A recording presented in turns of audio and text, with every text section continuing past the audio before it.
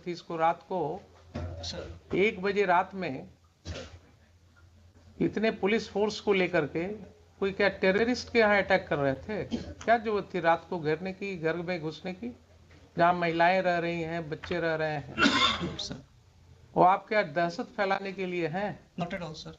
Then why your police chose to enter into the midnight in the residential houses when they were सुबह में?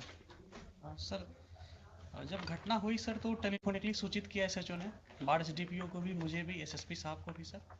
इसके बाद में जो सर्किल है, क्योंकि छोटा सा ओपी है सर, तो सुपरविजन सिस्टम में एक सीआई हाथीदा जो है इंस्पेक्टर 94 बैच के इंस्पेक्टर है सर, तो उनको फिर जांच के लिए वहाँ भेजा गया कि गंभीर घटना लग रही है, देख कर आइए क्या मामला है।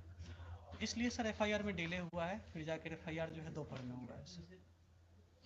तो उन्होंने टेलीफोनिकली फिर बताया कि हाँ सर मैंने देखा है और ये घटना जो है सही है। तो आपके ऑफिसर ने कहा कि हमने दिन से पुलिस फोर्स को जमा किया, रात में घुसने की तैयारी की और 1 बजे रात में धावा बोला उसने इतने पुलिस ऑफिसर्स के साथ घर के अंदर घुस के? क्या जरूरत थी इसको? रात को सर 1 बजे रात में इतने पुलिस फोर्स को लेकर के कोई क्या टेररिस्ट के यहाँ अटैक कर रहे थे? क्या जरूरत थी रात को घेरने की, घर में घुसने की, जहाँ महिलाएं रह रही हैं, बच्चे रह रहे हैं?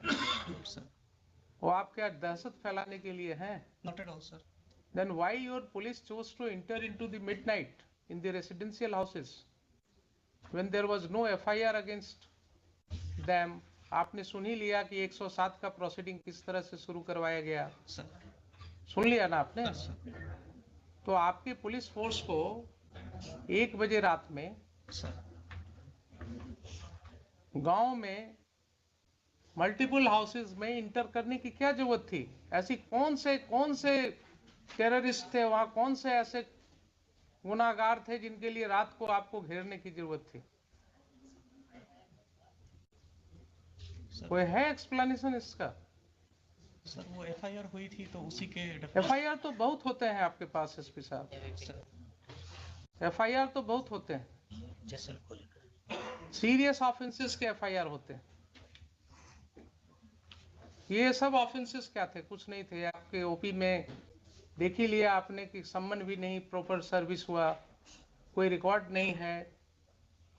एलिगेशंस है कि साहब पुलिस वाले उसी सम्मन के आधार पर लोगों को और वारंट के आधार पर लोगों को धमका रहे थे, तो उसके वजह से कुछ लोगों ने उसका विरोध किया और विरोध किया तो उसके ऊपर ये कार्रवाई हुई। रात में आधी रात को घुस गए आप लोग घर में। क्या आप किसी सभी समाज के आदमी हैं कि नहीं है? है ना सर? आपको क्या लगता है, आप तो बड़े ओहदे पर हैं, क्या इस तरह की घटना में रात को 1 बजे पुलिस को घर में घुसने की जरूरत होनी चाहिए? सर एसएचओ ने एक्सप्लेन किया कि जो पैरामिलिट्री बीएसएफ थी सर, हाँ वो इलेक्शन पर्पस से दी गई थी, हाँ नियर बाई स्टेशन थी वहाँ पे, राइट। तो उसको इनपुट मिला कि जो कांड में अक्यूज्ड हैं वो घर पे हो सकते हैं, तो उसने सर रेड किया था, फिर हमें इंटीमेट किया कि ठीक है, मान तो लिया कि घर में हो सकते हैं। सर हमारा कहना है कि वो कांड कौन सा ऐसा कांड था जिसके लिए रात को 1 बजे आपको घुसने की जरूरत थी रेसिडेंशियल हाउस में? कोई ऐसा कांड होता, कोई ऐसी बात होती कि जिसके लिए बिल्कुल नैब करना है, कोई किसी के घर से ना आपको कोई आर्म मिला, न कोई एक ठो जिंदा कारतूस मिला, तो आपका इनपुट क्या था? नहीं था। रात को 1 बजे रात में कौन सी ऐसी घटना थी जिसके लिए आप घुस गए? ये भी आपका नहीं है केस के हाँ कोई आपको ऐसा इनपुट था कि साहब काफी हथियार का जखीरा वहां रखा हुआ है गांव में, इतने लोगों के घर में, इसके लिए रेड करने गए थे आप? और कोई कांड तो ऐसी थी नहीं। इस तरह का तो रोज आप लोग देखते हैं गांव में, छोटी छोटी सी बातें होती रहती हैं। ये तो बहुत छोटी सी बात मेरे ख्याल से थी। अगर आप रूरल के एसपी हैं सर तो आपको गांव की समाज की हालत पता होनी चाहिए। Sir in my humble perspective ये छोटी बात नहीं थी सर। हाँ एक ऑन ड्यूटी एएसआई के साथ गांव में बदतमीजी की गई। हाँ जब वो थाने पर आकर एसएचओ को नरेट किया, उसके सून आफ्टर सर मेरे पास वीडियो भी है सर, अगर प्ले करने के लिए परमिशन देंगे हम प्ले भी करना चाहिए। बिल्कुल करेंगे। तो उसके बाद में सर वहाँ पे थाने, वहाँ पे ओपी पे लोग आए, वहाँ पे मैन हैंडलिंग वगैरह की गई थी सर। फिर एक सीआई साहब को जब हम लोगों ने भेजा सर, तो उन्होंने भी बताया कि हाँ सर यहाँ पे ऐसी ऐसी स्थिति है। तो इसमें सर मुझे लगता है सर कि इलेक्शन 3-4 तो दिन आप सीनियर पुलिस ऑफिसर थे जनाब, आप सीनियर पुलिस ऑफिसर थे। सर। अगर कोई ऐसी बात हुई थी कि गांव वालों का आक्रोश था कि पुलिस, गांव वालों का कहना है कि पुलिस वाले आकर के धमका रहे थे कि साहब वारंट है, क्या है वो है, आपने देख ही लिया किस तरह से एसडीएम साहब ने सम्मन और वारंट कर दिया। चूंकि समय कम था इसलिए कानून की कोई बात ही नहीं हुई। तो अगर गांव वालों ने ये आक्रोश किया और उसमें विरोध हुआ तो आपको एक प्रिलिमिनरी इंक्वायरी भी तो करनी चाहिए थी। उसमें गांव के 10 लोगों को, समाज में जो आपकी सिविल सोसाइटी है वो किस चीज के लिए है? आप दुर्गा पूजा में मीटिंग करते हैं शांति सद्भाव बनाए रखने के लिए, आप क्या गांव में मीटिंग नहीं कर सकते हैं? 10 लोग को लेकर के आप गांव में बैठ करके चीजों को नहीं सुलझा सकते हैं? आप किस तरह के ऑफिसर हैं? आपने पुलिस फोर्स भेजा कि ठीक है दिन भर शांत रहो, रात को 1 बजे घुसना है घर में। ये कंडक्ट हो सकता है क्या बोनाफाइड? ठीक है, उसको अरेस्ट कर लेते, आप दिन में अरेस्ट कर लेते, शाम को अरेस्ट कर लेते, नेक्स्ट डे फिर उसको अरेस्ट कर लेते। लेकिन रात को 1 बजे इतने घरों में, वो भी छठ का समय था,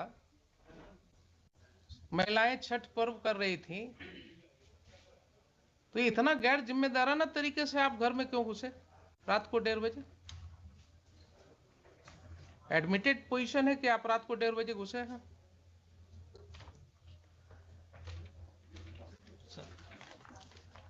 आप जस्टिफाई कर सकते हैं अपने इस कंडक्ट को? मान लिया पुलिस के ऊपर आक्रोश था लोगों का,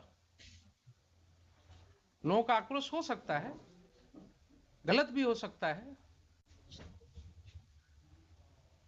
लेकिन कोई ऐसी घटना नहीं है कि अगर आक्रोश हुआ तो उसको सुलझाया नहीं जा सकता है। दे वर नॉट टेररिस्ट्स। किसी का कोई क्रिमिनल रिकॉर्ड नहीं है आपके पास। सर एक का है सर। एक का है तो आप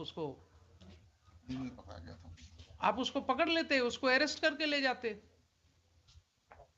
अगर एक का क्रिमिनल एंटीसीडेंट, आपके पास कोई वारंट था उसका?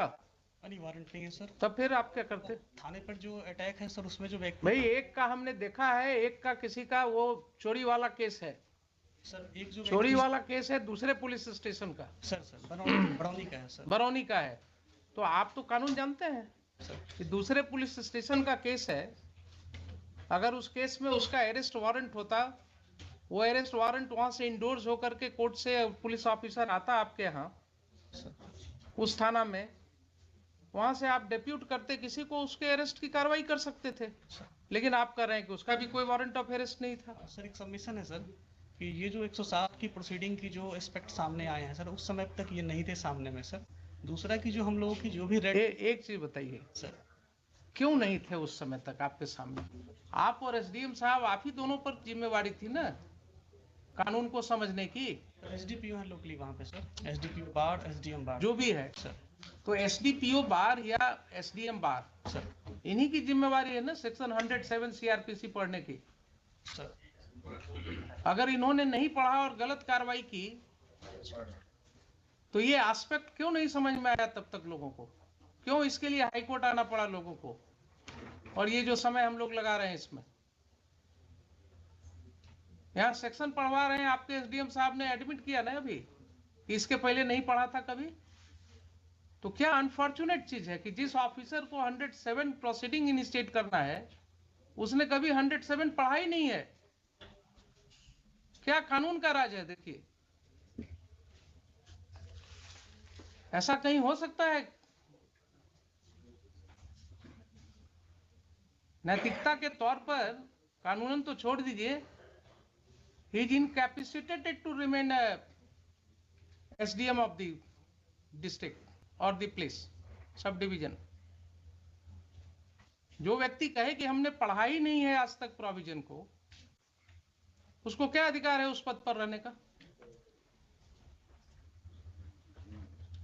और आप कहते हैं कि आपके ख्याल से बहुत बड़ी चीज थी, थाने पे अटैक हुआ था, बहुत बड़ी चीज थी। आपका एफआईआर सामने है, आपके एफआईआर में कहीं नहीं लिखा हुआ है कि कोई भी ग्रामीण वहां कोई हथियार के साथ था। लाठी के साथ है सर। सुन लीजिए जरा सर, कुछ नहीं कहता है कि किसी ने एक लाठी भी चलाया आपके पुलिस ऑफिसर के ऊपर। सर एक बार वीडियो देख लिया जाएगा, मेरे पास पेन ड्राइव है। हाँ देख लेते हैं, देख लेते हैं। और एफआईआर तो सामने है ना सर एफआईआर जरा निकालिए ना। सर